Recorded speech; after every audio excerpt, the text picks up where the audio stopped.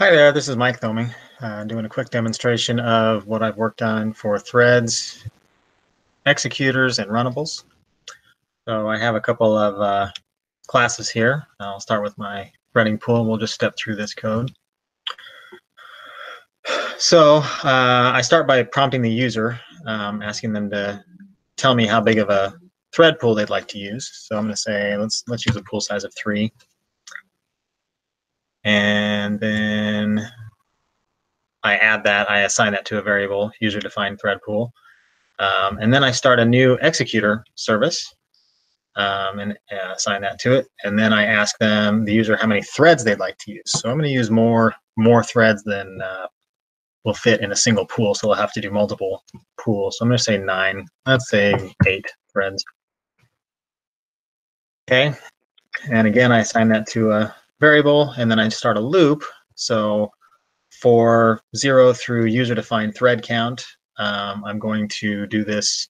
I'm going to create a runnable called operating and set that equal to a new operating thread. And then I'm going to show that that's the active thread with that value.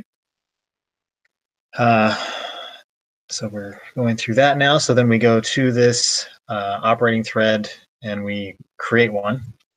So this thread number equals the string that I passed in.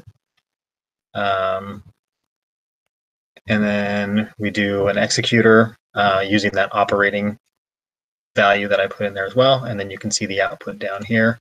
So it's starting pool 1 and thread 1 inside that pool. The active thread is actually 0 because it's 0 base counting. It's able to finish that one. So it states as much.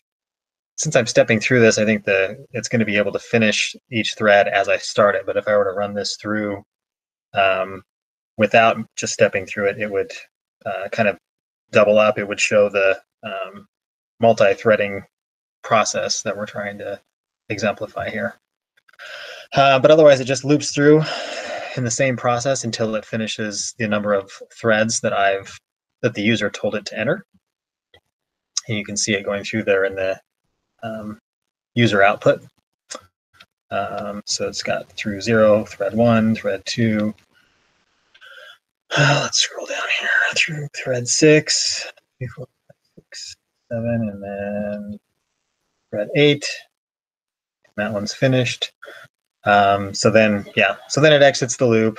It shuts down the executor, and then it states a message out to the user that all the threads were completed. And then we're done. So we'll run through that one more time without stepping through it. So get my breakpoint out of there. So how big of a thread pool? We'll say this thread pool is 2, and then we'll put 7 threads in it. And it just steps through. Oh, I think I forgot to point out a pause that I put in there. If I'm remembering right, let's go in there. Did I? Yeah, I've got it set to sleep for a couple seconds, just so that you can kind of see it happening as a user. But it's let's see, pool 1 thread 1, pool 1 thread 2, and then thread 1's finished, and then it starts pool 1 thread 1 again, and then pool 1 thread 2 is finished.